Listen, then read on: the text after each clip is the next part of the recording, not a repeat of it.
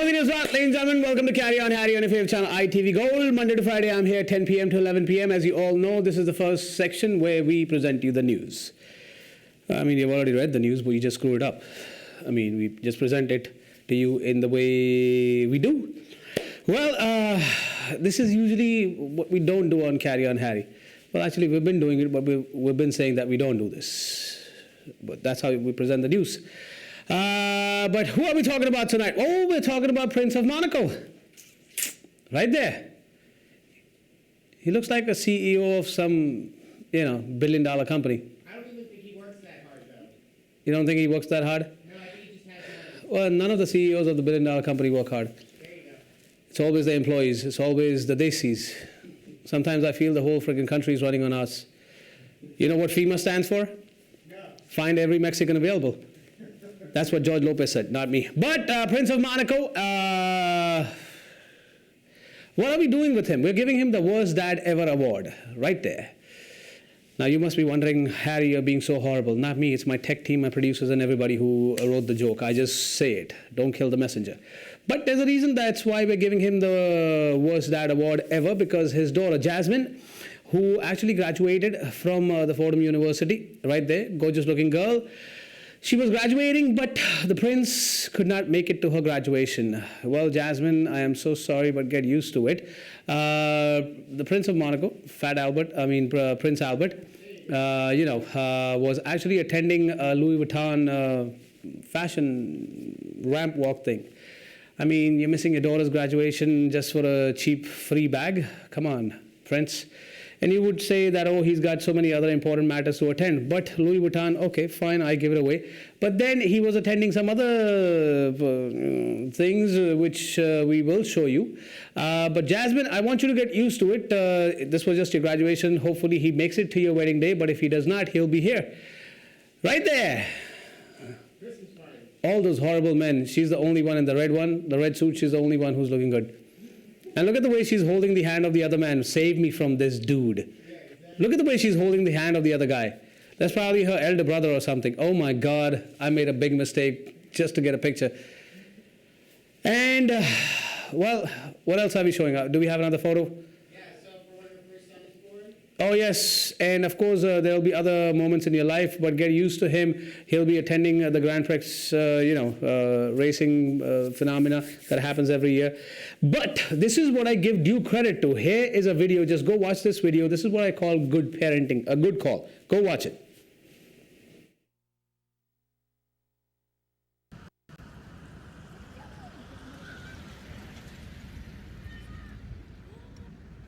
That is the coolest thing I've ever seen.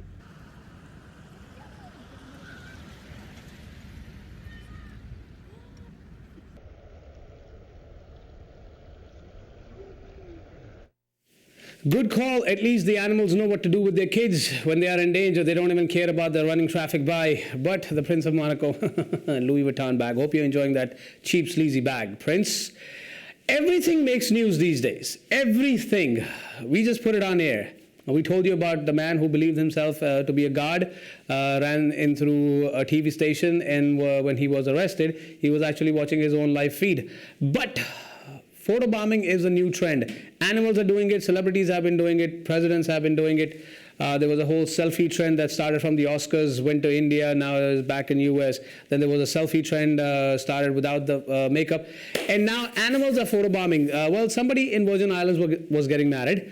This is what happened. This is who photobombed their wedding. And it was actually considered to be a blessing. There was a humongous turtle Sea turtle. Thank you for letting me know. I mean, people wouldn't know there's sea over there in the beach. People wouldn't know. They might think it's a rock turtle.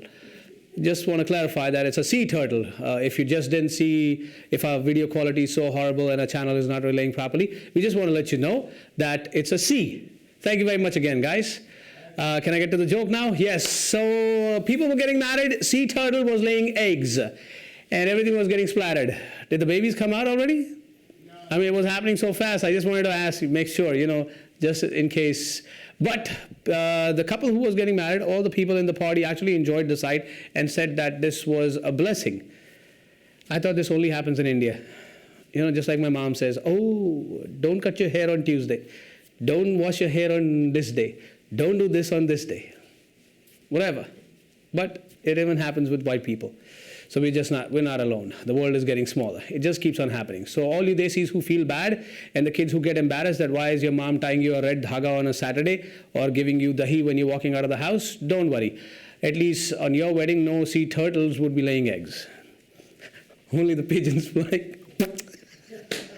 That will be the bombing. Hopefully that doesn't happen. But ladies and gentlemen, you know it's Tuesday night, but I have a slight twist in my show as usual. What can be expected of Harry Malhotra?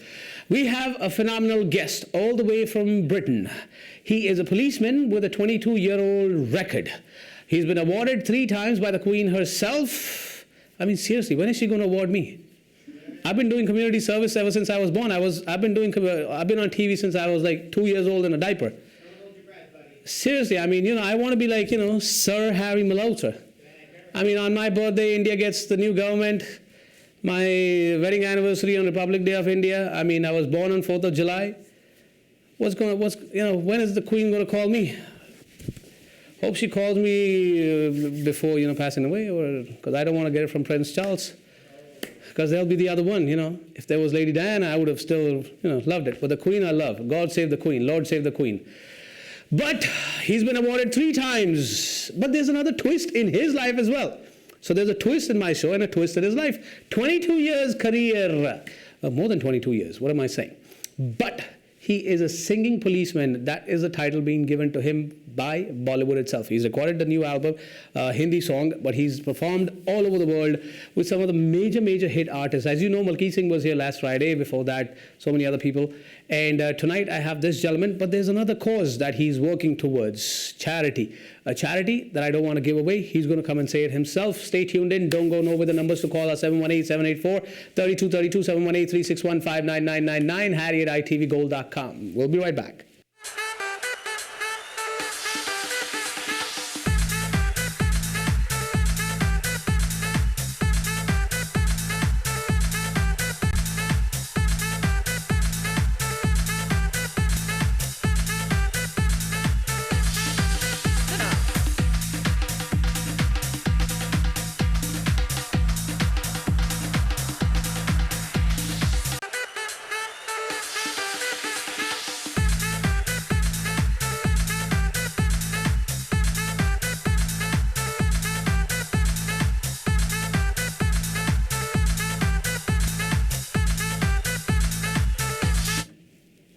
Ladies and gentlemen, welcome back to Carry On Harry. As I said, I have a phenomenal guest tonight with me.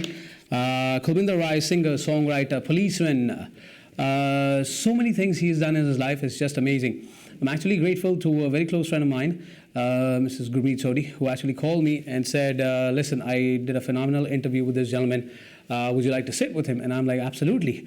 When I found out what he does. Mr. Kulbinder, thank you so much for joining us, sir.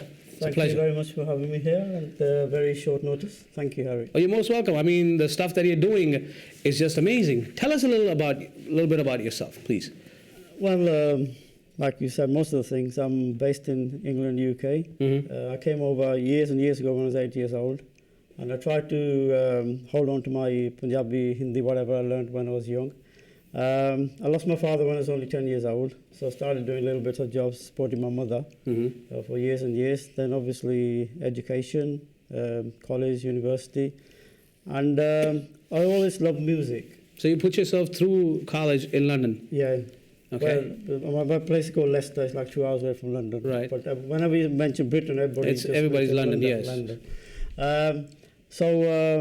Then obviously I did aerospace engineering. I'm a qualified aerospace engineer.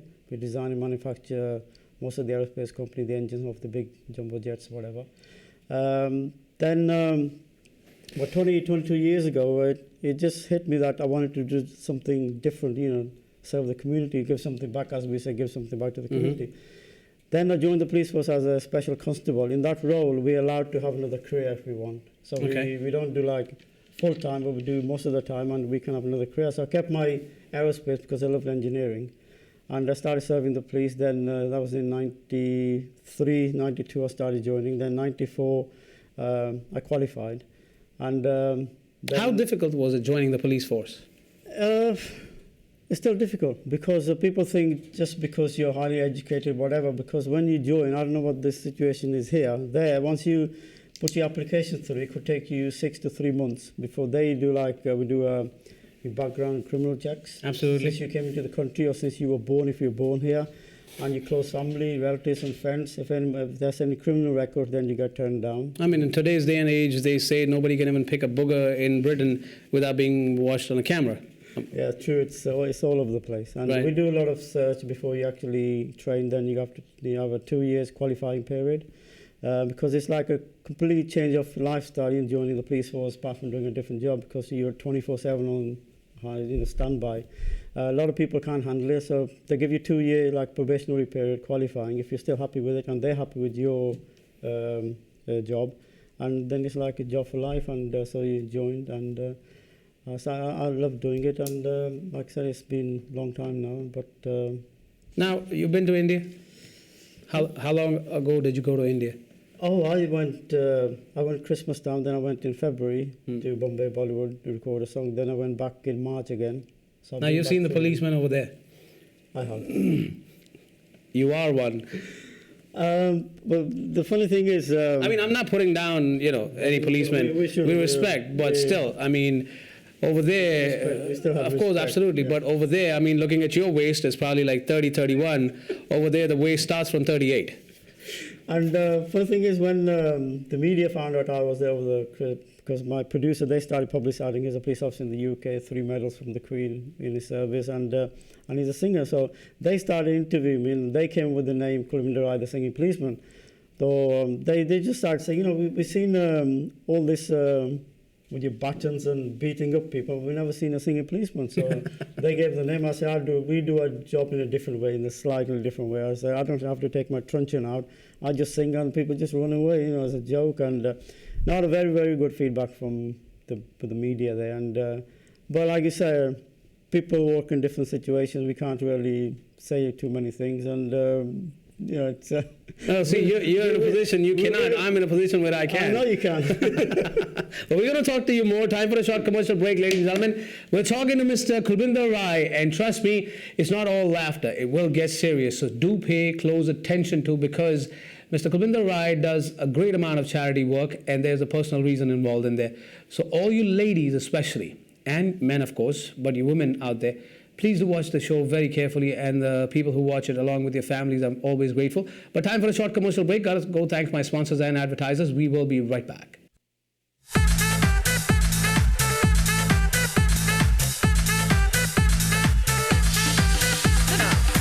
To advertise in this show, please call 347-653-1309.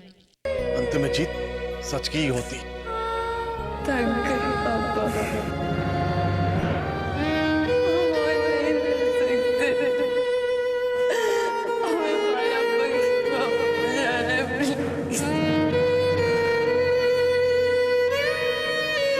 Ruk Jana Nahi, weekdays at 8:30 p.m., 7:30 Central. For advertising, please call 347-653-1309.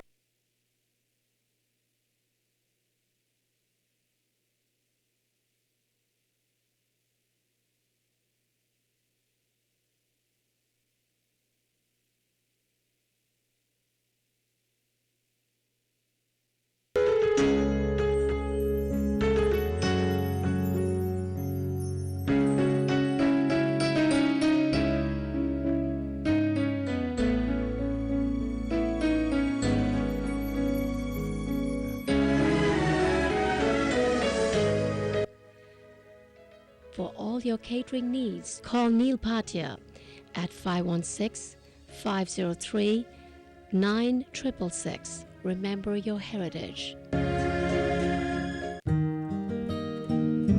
I am your immigration attorney, Michael Fulwani. And I'm your immigration attorney, David Nachman. Keep watching us, our program on immigration and you. For the latest information, updates, and developments about immigration law. Every Saturday at 8:15 p.m. And wake up to us on Sunday at 11:45 a.m.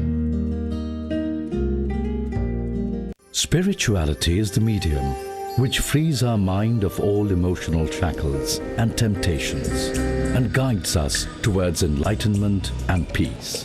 Himali Spiritual Center is the gateway to liberation from pain, misery, and suffering. Here, through religion, meditation, yoga, worship, and gem therapy, all troubles are treated. Himali Spiritual Center, 718-887-2929.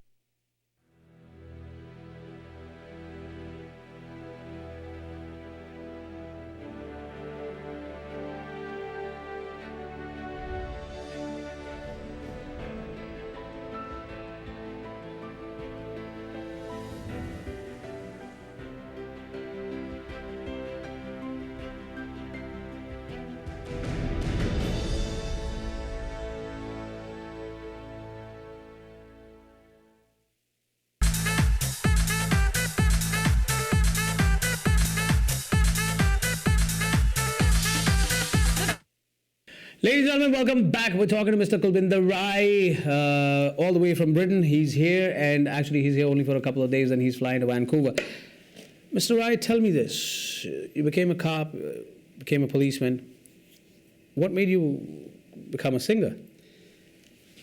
Well, I love music right from childhood. Always loved music. Grew up with listening to Refugees, Lata Mukesh, Kishore Da.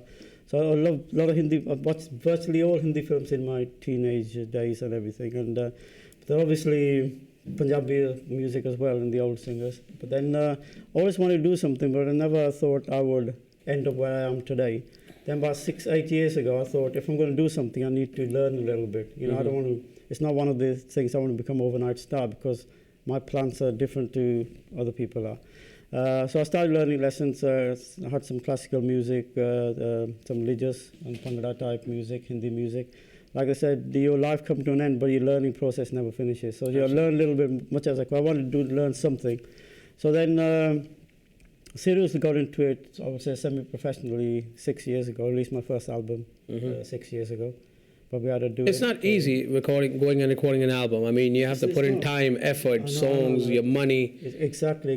Because the worst part was, with my family, my background, my friends, relatives, whichever way, so there wasn't anybody with any experience or any links with music, or any multi-millionaire uncles or aunties who would throw money at me, or go and make a video or something. It doesn't matter about the money.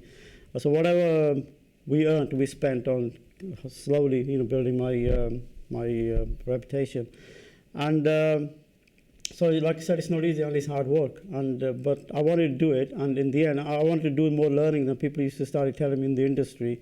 That comes a point, you can learn much as you can, but that comes a point, you got to make a decision. Absolutely. I've got to do it now. And I wasn't even ready for that. I said, no, another few months. Then I met Nirmal Sidhuji, and he checked me out for a few months. He said, no, I think you're ready. If you think of me as a star, you're ready for it. But if you carry on learning too much, there comes a time you miss the you miss the boat, as we say. So then 2008, we recorded a full album, 8 songs. And the main album, the song of the album, we made a video of back in Jalandhar. That's me and Nirmal Sidhu's duet song. Then in the same album, I recorded a song with Miss Pooja. Okay. Then there was another female, Suman Patti. So my idea was, if I want to go into music, I don't want to do just one type of singing. I want to do the variety. It could be love song, could be about your life back home when you were young, childhood, playing back in India. Could be a sad song, emotional Bhangra, obviously, got to be a Bhangra song. Right. So all the albums I've done, every song, 8-10 songs in each album, they'll have a different topic to it. And that's the way I want to do, whether it's a slow or a high pitch, whatever. Like I said, I'm still I would say 6 years, I'm still learning, because like I say, never stop learning. If you start thinking of yourself as a big artist or a kalakar, as we say in India, that's the day you start going down. Exactly. And I don't even, if people call me artist or something, kalakar, I say, no, if you look at other people in your life, you might not even get that far in your lifetime, because there's so much to learn. And so I'm just thankful to God I had this chance. Like I said, never had any backing, over the 6 years, never had a manager, never had a music company with me, never had a record company, never promoter, sponsor. So it's been like one-man band. Everything I've done, recording, some of the writing songs, composing, and booking all these, doing shows around the world, different countries. It's always been one-man band, and so it's come to a point where I was missing out on a lot because with the police job, you're doing different shifts all the time, early shift, late shift, weekends, it's like 24/7. And I thought I've done over 20 years service, so maybe it's time I started doing more on the music side. So after a lot of thinking, I made the decision about 3-4 weeks ago. I'm still connected with the police force. We do conferences and meetings or any other serious things. But I can spend more time on music now because, like I said, I've been to India 3 times in the last 3 months. All my, like we say, the holidays I was going to have in all year, they finish in February. So I wouldn't be here if I was still full-time with my job.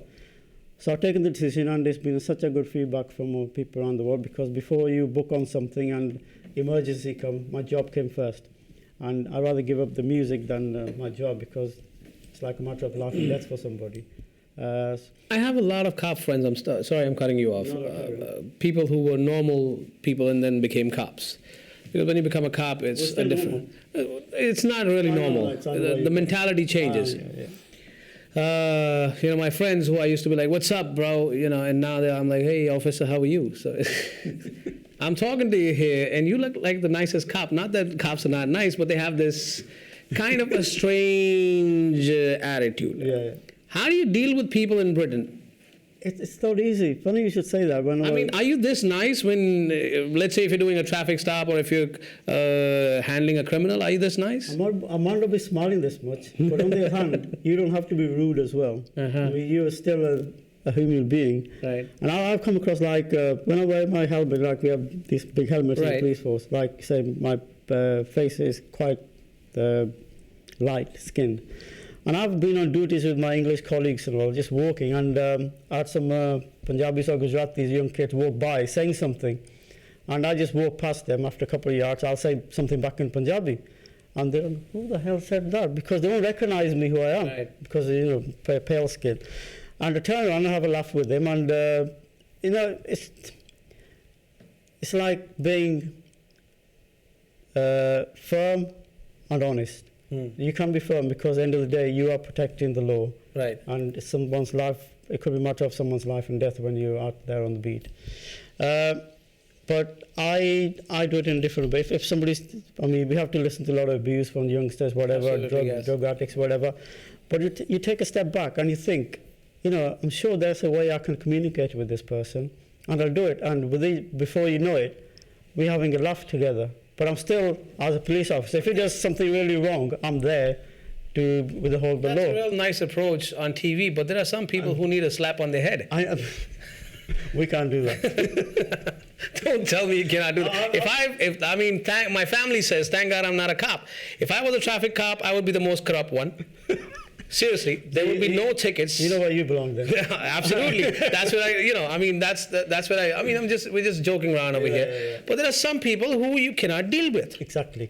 That's where you got to use your common sense. You've done your best, but trying to communicate. If you can't, then, if they're still taking the mick out of you and they're treating you really badly, then obviously, at the end of the day, you are the law, and you've got to be firm and fair and firm, as we say. But there are many. The reason, I'm sorry, I'm cutting you off again. The reason I'm asking you these questions about your cop life is, cop life is tense. The things that you see as sitting here in a studio, or my tech directors or my viewers who are watching me right now, we don't get to see that. We hear it in the news, but the stuff that you guys experience on hand, a person dying, accidents, killing. You have that set mentality at the end of the day, and then you come home and you're trying to think about a song. How do you switch? That's what I was going to say, because I think first few years when you join, it affects you so, because like you said, some of the things you see, you never imagine in your life. Rapes, murders, stabbings, drug abuse, domestic violence. And you, like we say, never take your job home, but you can't help it. You've seen everything. You've gone back home, you're thinking about the poor person who got stabbed or something, or a wife or husband got beaten, domestic violence. And it does affect you, and a lot of people can't handle it. After a couple of years, they just step back and go back to different professions, and it is a complete changeover of your lifestyle. And it does affect families, because you keep taking your job home, it's affecting you, and it's going to affect your partner, your kids, and your family if you got kids. And it can be very, very stressful. I think so everybody can't do it. You got to come upon, you got to get balanced out. While you are there, you are what you are. But once you step out of there, you got a family life, you got your whatever, your friends and your families. But how did you switch it to writing a song or thinking about music?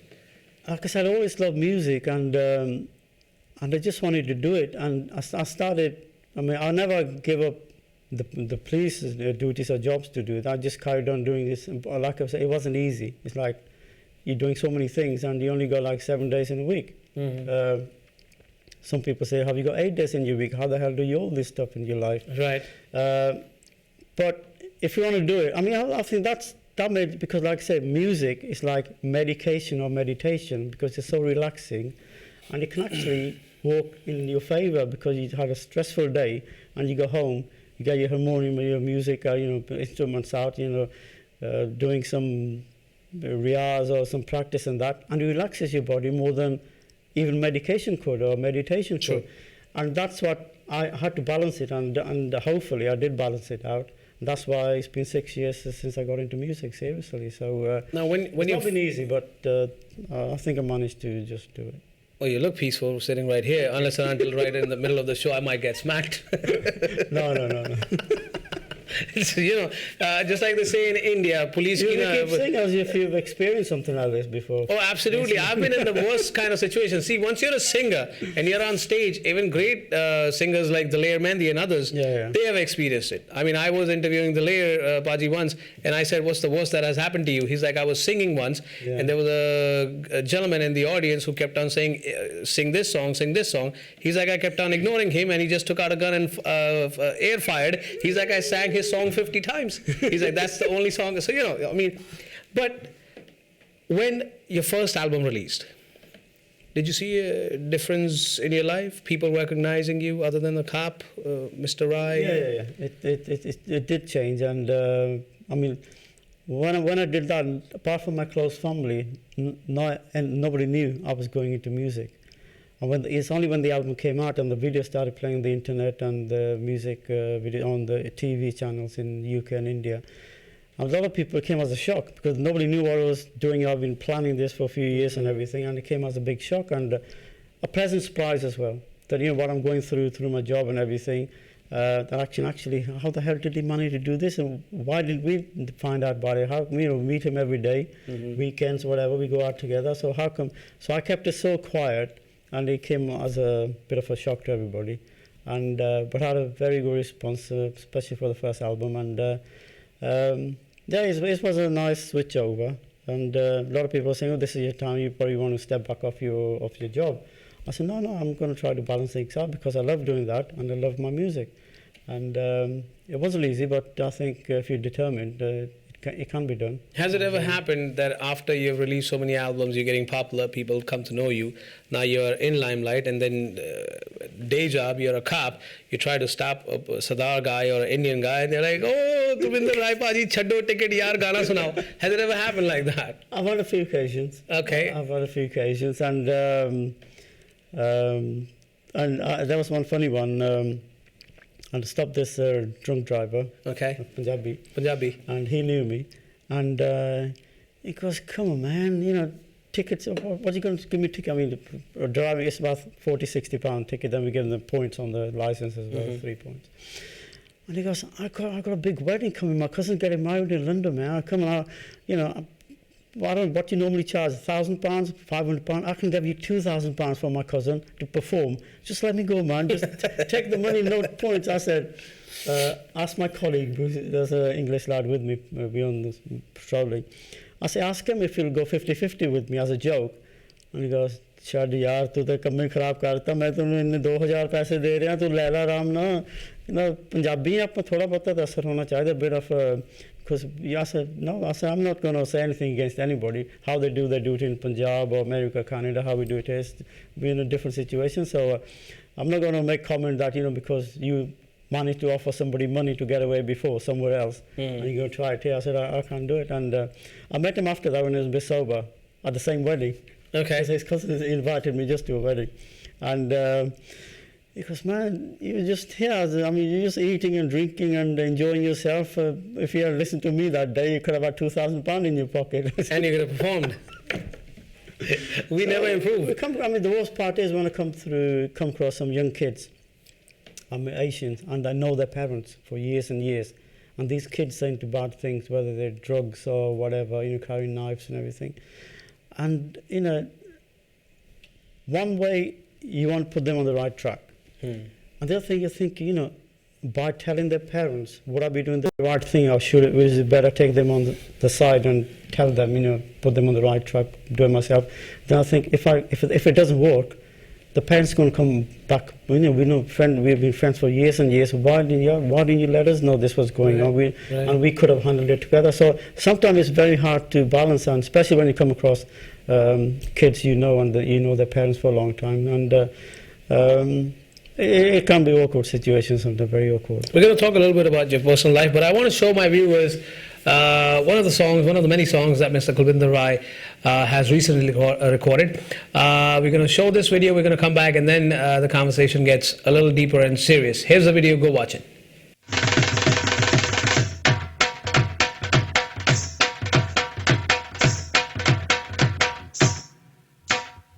चंगा कम कर लो कदे ना डरिए जवानी दा गुमान बंदिया ना करिए मिठा कर पाना रब दा मनाई दा रोब नहीं गरीब ते कदे भी पाईदा रोब नहीं गरीब ते कदे भी पाईदा सेवा कीते बिना नहीं ओ मेवा लगदा नाम दी कमाई नू कोई नहीं ओ ठगदा मापियां दी सेवा तो नहीं कतराईदा रोब नहीं गरीब ते कदे भी पाईदा रोब नहीं गरीब ते कदे भी पाईदा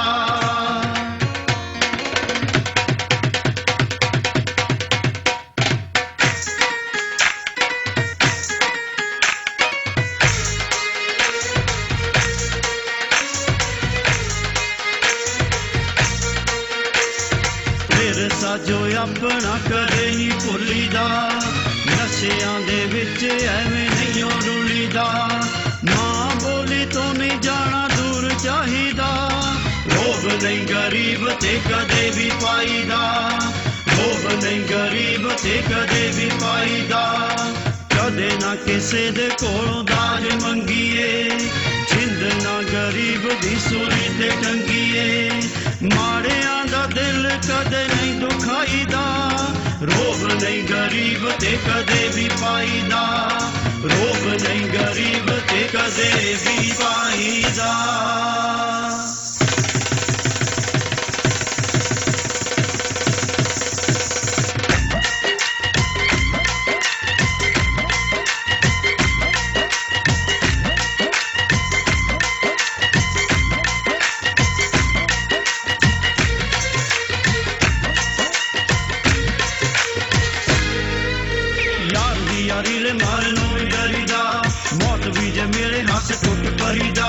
यारी ले हंस मार मिट जाईदा रोब नहीं गरीब ते कदे भी पाईदा रोब नहीं गरीब ते कदे भी पाईदा मंग अपनी जो कदे नहीं ओ छड्डी धी मोटियार नू नहीं गाल कड्डी दी सौरे घर नित तेरा नहीं ओ लाईदा रोब नहीं गरीब ते कदे भी पाईदा रोब नहीं गरीब ते कदे भी पाईदा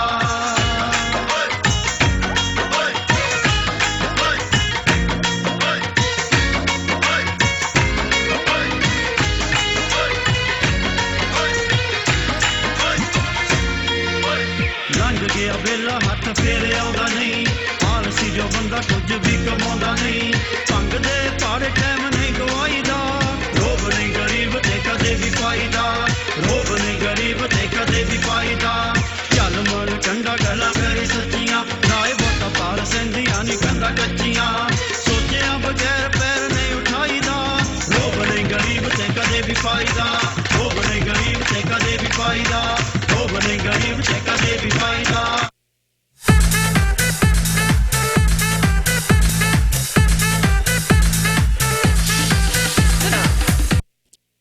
advertise in this show, please call 347-653-1309. When considering where to host your wedding banquet or party, consider the Lafayette Yard Hotel, conveniently located in central New Jersey. The Lafayette Yard Hotel offers a beautifully appointed grand ballroom with seating for up to 400 people and over 150 guest rooms, including 4 suites and ample, safe, enclosed parking in the adjacent garage. The Lafayette is truly your best choice. Call Ibrahim at 404-491-5674 or 609-421-4000 and make an appointment today. Watch the story at statefarm.com/South Asian. Get to a better state. State Farm. Beta, we were thinking. Thinking? No jokes, beta. Now it's time to find your Jodi there. Jodi, your match. You know, someone who understands you, saves you money, takes care of you. even in an accident. I found my Jodi there. Really? He understands me, saves me money, and covers my accidents. Forever and ever.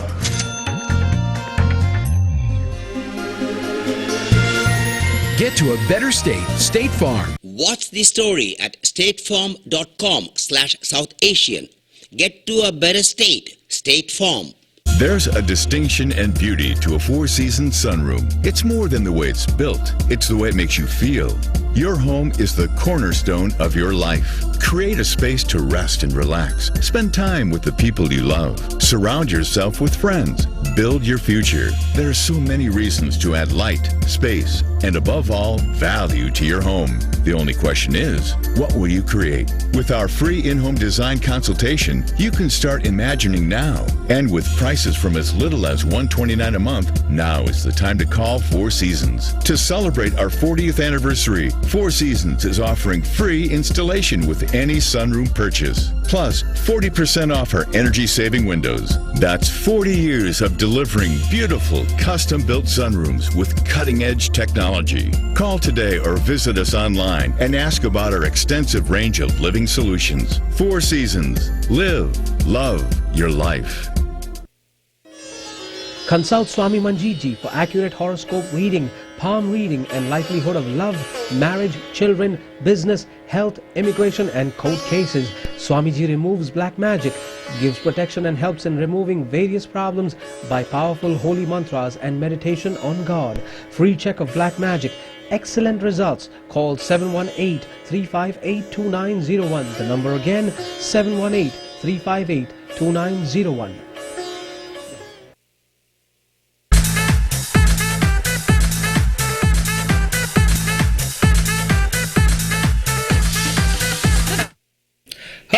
Ladies and gentlemen, welcome back. We're talking to Mr. Kulbinder Rai. He is a policeman, and let me tell you, he is the first ever singing policeman.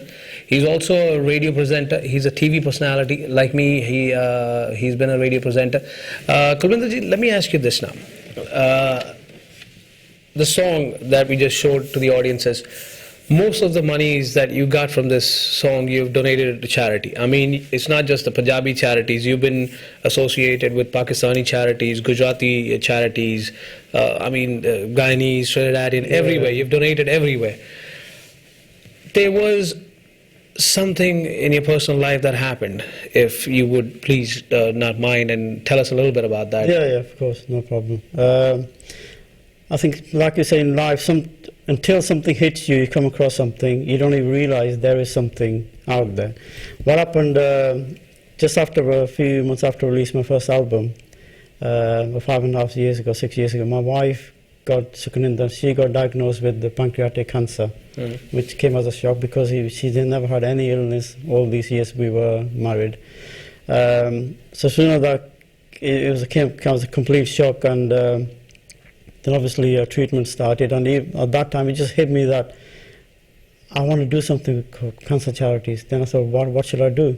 Because a lot of people do parachute jumps, jumping, racing, biking, raising funds and everything every year.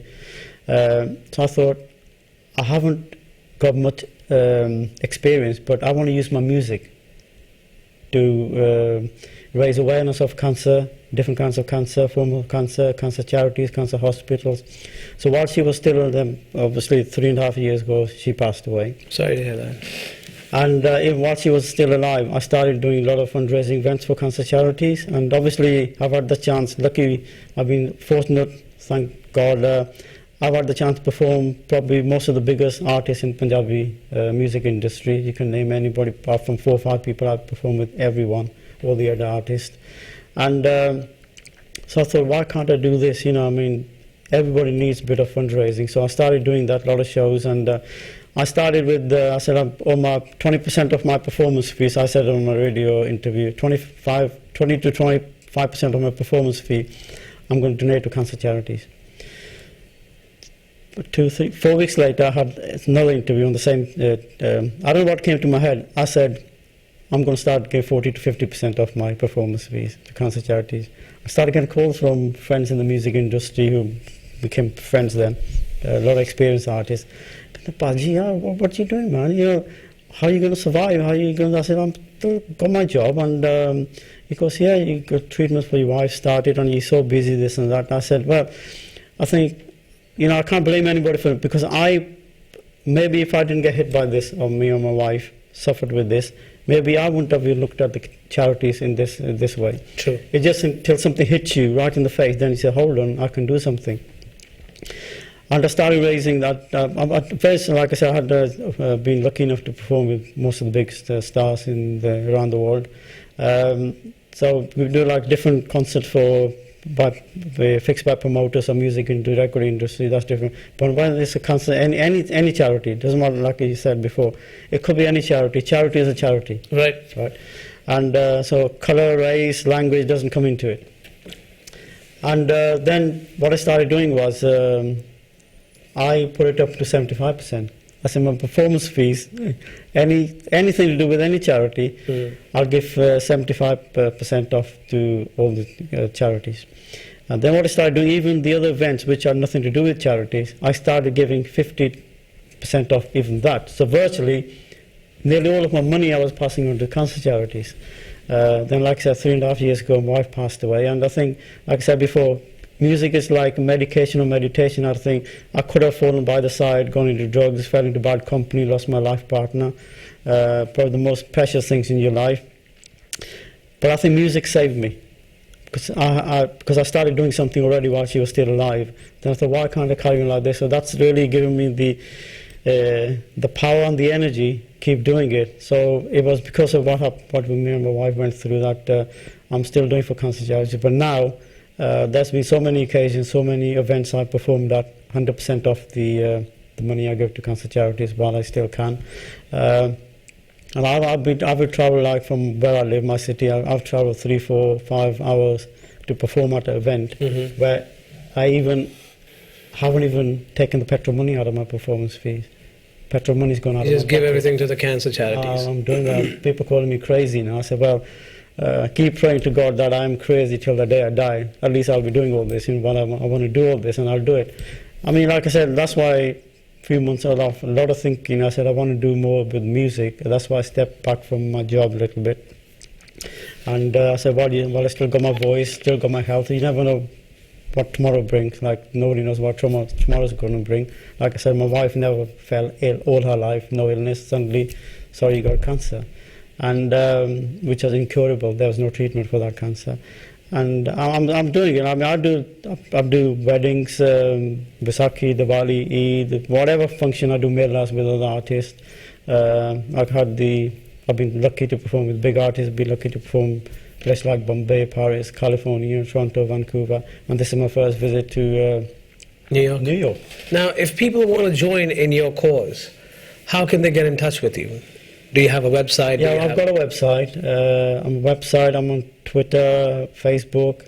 And what I say is, if there's any events taking place, where there could be melas, could be weddings, could be anniversary, any parties, and what I'll do is, if it comes like if it's from a record company or music company, it's like that's their profit-making thing. Obviously, then we charge different. But if it's coming through recommendation, anybody I've known personally or somebody know me through somebody else, whatever, I just leave it to the family.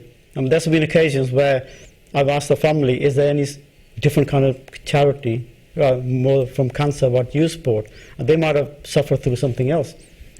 then there'll be an occasion where it's okay, whatever you were going to give me, if you're happy enough, give the money to your charity, your choice of charity. As long as it goes to charity, just do it. Excellent. They don't all have to come to me, but obviously, traveling from the UK and all that, obviously, Absolutely. I'll expect to cover some expenses. What is your website? It's Kulbinder Rai. .co.uk. It's Kulbinder, ladies and gentlemen, KULB as a boy, INDERRAI.co.uk. And of course, Kulbinder Rai at yahoo.com, where you can join forces with Mr. Kulbinder Rai. Just like I said, his money like a crazy man. People usually complain, we don't have time. Yeah. And I think that's the worst thing to say. How do you manage it? I don't know. I mean, people ask me, most of the friends or relatives around, I've been to Bombay now, they ask me, yeah, just tell us something. I said, what? Normally, a week has 7 days.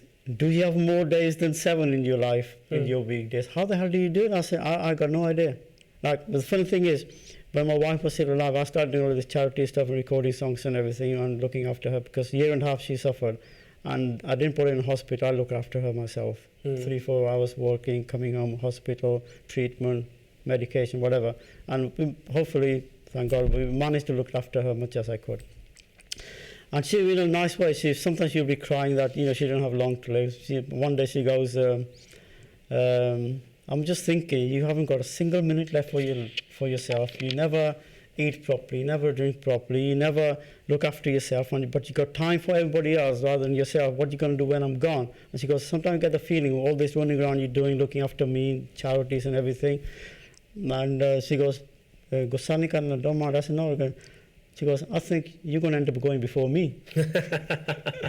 And we had a good laugh. Turn around, she goes, I know you're just laughing just to turn the subject the other way. And she goes, you haven't got time, how the hell are you going to? I said, so you leave it whatever he's doing, we'll just do it, and because I'm sure he'll look after me and whatever. She goes, what the hell are you going to do when I'm gone? You don't listen to me when I'm here, look after you, and you never got a single minute for yourself, but you rather wake up middle of the night, do something for somebody else to help them out. As well, I'm sure there are other people doing a lot more than me, so I just try to do whatever I can. And yeah, that was funny when she goes, I think you're going to end up going before me, and I've got cancer. I think you're going to go before me because you ain't got a single minute for yourself. And but here I am, and no, look how it's turned out. You were with at the other channel, and they called me because they're friends, good friends of mine, and we ended up doing this tonight. I'm so thankful to everybody because I came here because the only person I've been communicating in New York was Gurmeet Sodhi. And she was so upset. I started telling her my life story, saying the details and everything, my profile, and she was so determined, excited that I should come. And that's the only reason. I could have come for a day or so, because from here I'm going to Toronto, got a couple of shows there, then I'm going to Vancouver, got a couple of shows there. I said, no. I said, you never know what's going to happen. Only the Almighty know what's going to happen. So I could have come here for one day, done the interview with Gurmeet Sodhi and gone back to Toronto. But I extended for about 5-6 days. I said, you never know, one thing leads to another, like today. And your name wasn't even, I didn't even know, obviously. Sorry. Of course, I'm not popular. Come back. I had to turn it light. And while we were there, and she, like today, 2-3 days, nothing's happened. I've been walking up and down 8th Avenue, 9th Avenue, meeting people and all that, just saying hello to everybody. And suddenly, within 3-4 hours, I'm on 2 channels, and like you say, you never know what's going to happen. Absolutely. Never. And the other thing I'll say is about what I do, this charity stuff.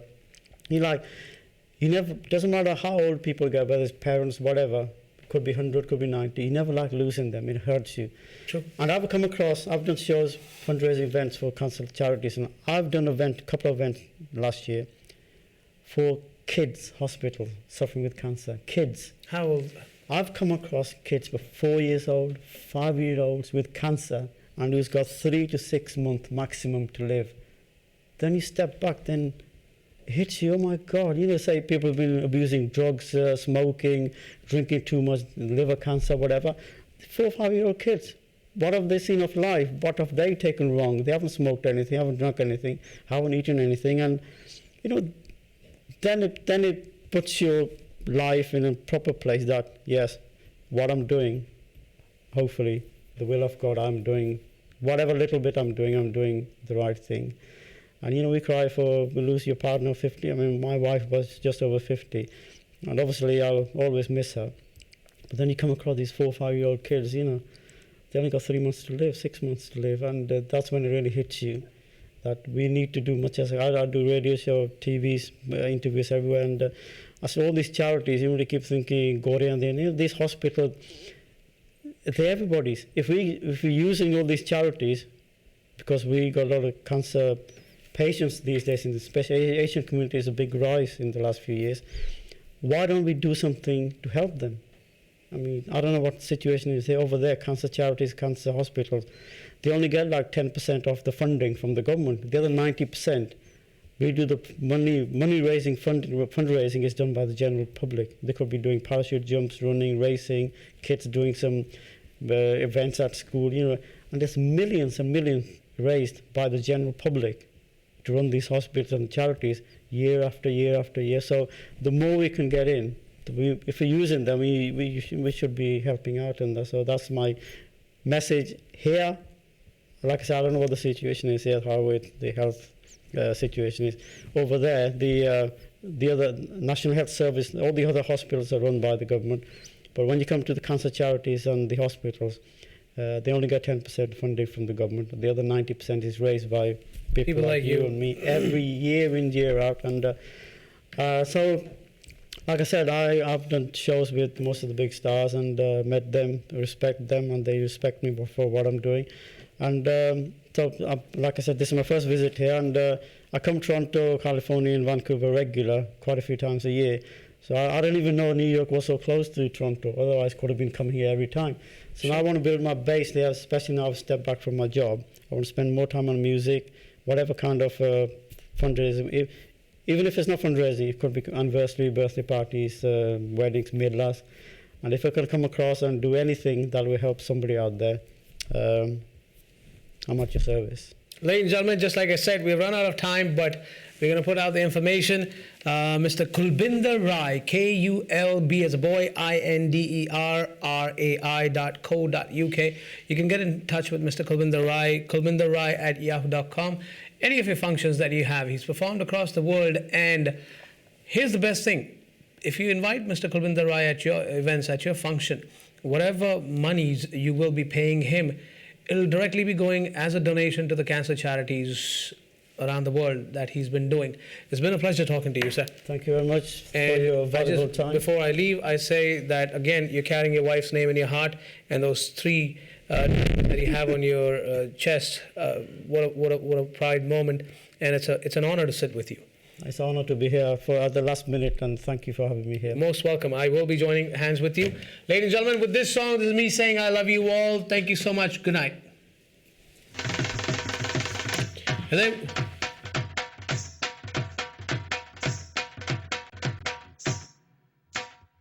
चंगा कम कर लो कदे ना डरिए जवानी दा गुमान बंदिया ना करिए मिठा कर पाना रब दा मनाईदा रोब नहीं गरीब ते कदे भी पाईदा रोब नहीं गरीब ते कदे भी पाईदा सेवा कीते बिना नहीं मेवा लगदा नाम दी कमाई नू कोई नहीं ठगदा मापियां दी सेवा तो नहीं कतराईदा रोब नहीं गरीब ते कदे भी पाईदा रोब नहीं गरीब ते कदे भी पाईदा